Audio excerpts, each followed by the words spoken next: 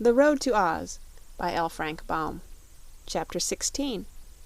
Visiting the Pumpkin Field. Dorothy let Button-Bright wind up the clockwork in the copper man this morning. His thinking machine first, then his speech, and finally his action, so he would doubtless run perfectly until they had reached the Emerald City. The Copper Man and the Tin Man were good friends, and not so much alike as you might think. For one was alive, and the other moved by means of machinery.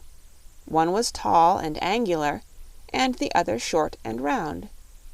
You could love the Tin Woodman because he had a fine nature, kindly and simple, but the Machine Man you could only admire without loving, since to love such a thing as he was as impossible as to love a sewing machine or an automobile. Yet Tik-Tok was popular with the people of Oz because he was so trustworthy, reliable, and true. He was sure to do exactly what he was wound up to do, at all times and in all circumstances. Perhaps it is better to be a machine that does its duty than a flesh-and-blood person who will not, for a dead truth is better than a live falsehood. About noon the travelers reached a large field of pumpkins, a vegetable quite appropriate to the yellow country of the Winkies, and some of the pumpkins which grew there were of remarkable size. Just before they entered upon this field they saw 3 little mounds that looked like graves, with a pretty headstone to each one of them. "What is this?" asked Dorothy in wonder. "It's Jack Pumpkinhead's private graveyard," replied the Tin Woodman. "But I thought nobody ever died in Oz," she said. "Nor do they, although if one is bad, he may be condemned and killed by the good citizens," he answered. Dorothy ran over to the little graves and read the words engraved upon the tombstones. The first one said, "Here lies the mortal part of Jack Pumpkinhead, which spoiled April 9th." She then went to the next stone, which read, "Here lies the mortal part of Jack Pumpkinhead, which spoiled October 2nd." On the third stone were carved these words, "Here lies the mortal part of Jack Pumpkinhead, which spoiled January 24th." "Poor Jack," sighed Dorothy. "I'm sorry he had to die in 3 parts, for I hoped to see him again." "So you shall," declared the Tin Woodman, "since he is still alive. Come with me to his house, for Jack is now a farmer and lives in this very pumpkin field."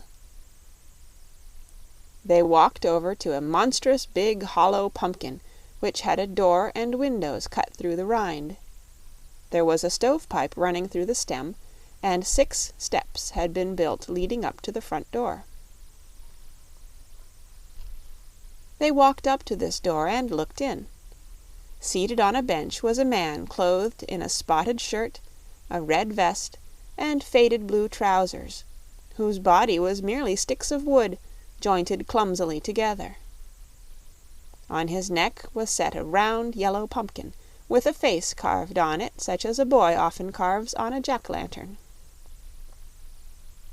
This queer man was engaged in snapping slippery pumpkin seeds with his wooden fingers, trying to hit a target on the other side of the room with them. He did not know he had visitors until Dorothy exclaimed, "Why, it's Jack Pumpkinhead himself!" He turned and saw them, and at once came forward to greet the little Kansas girl and Nick Chopper, and to be introduced to their new friends. Button-Bright was at first rather shy with the quaint Pumpkinhead, but Jack's face was so jolly and smiling, being carved that way, that the boy soon grew to like him. "I thought a while ago that you were buried in 3 parts," said Dorothy, "but now I see you're just the same as ever." "Not quite the same, my dear, for my mouth is a little more one-sided than it used to be, but pretty nearly the same. I've a new head, and this is the 4th one I've owned since Ozma first made me and brought me to life by sprinkling me with the magic powder." "What became of the other heads, Jack?" "They spoiled, and I buried them, for they were not even fit for pies. Each time Ozma has carved me a new head just like the old one, and as my body is by far the largest part of me, I am still Jack Pumpkinhead, no matter how often I change my upper end.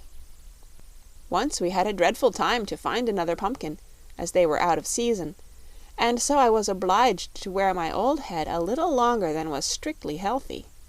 But after this sad experience I resolved to raise pumpkins myself, so as never to be caught again without one handy, and now I have this fine field that you see before you. Some grow pretty big, too big to be used for heads, so I dug out this one and use it for a house." "Isn't it damp?" asked Dorothy. "Not very. There isn't much left but the shell, you see, and it will last a long time yet." "I think you are brighter than you used to be, Jack," said the Tin Woodman. "Your last head was a stupid one." "The seeds in this one are better," was the reply. "Are you going to Ozma's party?" asked Dorothy.